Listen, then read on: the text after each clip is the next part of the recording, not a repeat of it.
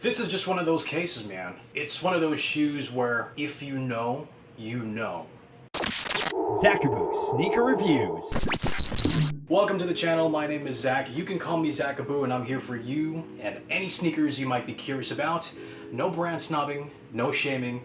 I'm just here to give you guys more information about shoes that you might be interested in buying. And today's sneaker is actually from one of the oldest brands in sneaker history. How old, might you ask? Well, let's just say that if it wasn't for this brand right here, there would probably be no Nike at all. This, my friends, is the Asics Gel Lyte 5.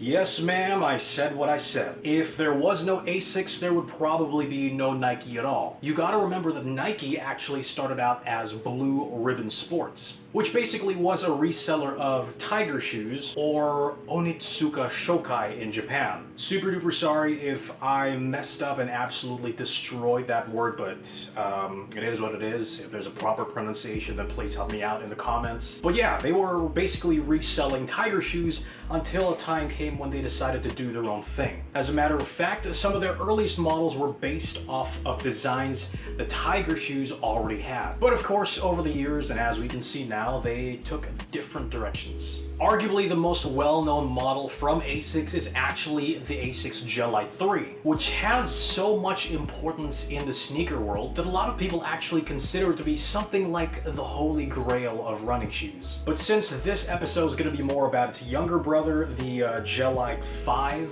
I'm gonna go ahead and save that mini history lesson for when I actually get my hands on a pair of 3s. In 1993, Asics put out the Gel Lyte 5, following the success of its predecessor, the Gel Lyte 3. There was never a Gel Lyte 4 because apparently the number 4 is considered unlucky in Japan. The Gel Lyte line evolved into a lightweight performance running series with considerable style. Sleeker and more form-fitting, the model fell in line with designs of the time featuring a sock-like neoprene slip-on core, or what a lot of us nowadays would call a bootie. I don't have a pair on me right now, but if there's one shoe that I would directly compare this to, it would be the Nike Warachi. Going over the shoe, and it's got that neoprene bootie sort of build, with synthetic overlays on top and all around, sometimes a few hits of synthetic suede on some special colorways and collabs, plus a lightweight cushion setup with a little something to add more comfort in your step. Speaking of the cushion, it's called the Gel Lyte series for a reason. It's got a gel-based cushion setup and it's light. But those gel sort of pods don't run full length, at least in this one it doesn't. It's only placed in the heel, like a Nike Air unit if you could compare to anything. And while it's nothing mind-blowing, it's comfortable enough for you to use all day long. Remember, people used to run in these things back in the 90s. Hey man, check it out real quick. Here's one telltale sign that this was a performance running shoe back in the day. Bam! You see that outsole, man? You see that? That's some thick rubber, man. Segmented only to the high wear areas to ensure that these things last longer and also to shed off a bit of weight. I already mentioned that I would directly compare this shoe to the Nike Huarache, but that's mostly because of the build and the overall comfort. But for those who aren't too familiar with Asics as a brand, I'd probably tell you that it's something like a Japanese New Balance. And the design language is there. But to give you more of an idea and also to make another comparison, I would also compare this to maybe something like the New Balance 997. Similar to the New Balance 997s and the Nike Huaraches, the Asics Gel Lyte 5 is very form-fitting because of that internal neoprene booty system. And it's also because of that booty system that I'd recommend only going true to size. Wide-footers may want to try these on first, but be warned that going up half a size might affect the overall support. Then again, it's unlikely you're going to run in these anyway since they're considered to be more on lifestyle shoes nowadays. The colorway itself isn't actually anything special, but it was what was available in my size. Special collabs tend to have nicer materials, but these guys come with a pretty much all synthetic upper. I want to say that the main body on top of that neoprene booty is ripstock, but it honestly feels more like nylon. The off-white portions that look like suede are synthetic, so whatever you think felt paper feels like, this is basically that. You'll find some more felt on the back, but it's mostly done up in red and a sort of tan color. Then you'll find yourself a couple of synthetic leather hits, mainly on the logo and on the heel tab. I do like how the logo has a sort of yellow outline to go with that bluish gray though. The slightly darker shade of blue is actually just painted onto the midsole, but it's also got these gold speckles, so that was a nice touch. More gold is pressed or sewn into the shoe for the other branding hits, and the gum rubber outsole goes nicely with the whole theme. These are called the white and sky colorway, but because of those red, white, blue, and yellow hits, I'll say this is the most patriotic colorway of a shoe that I have.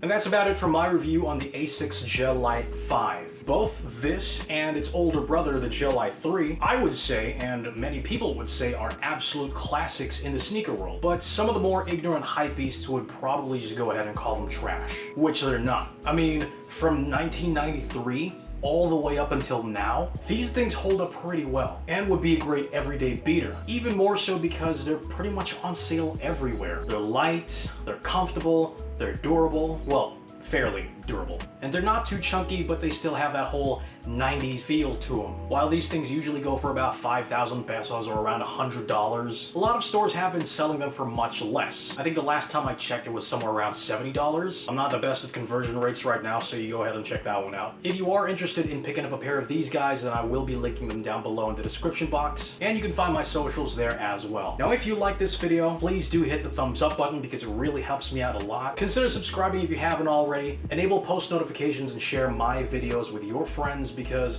the more subscribers we have, the more giveaways we'll also be having. And it's also going to be great to build a community, share feedback, share some tips, and whatnot. My name is Zach. You can call me Zachaboo. Thank you so much for watching, and I will see you next time.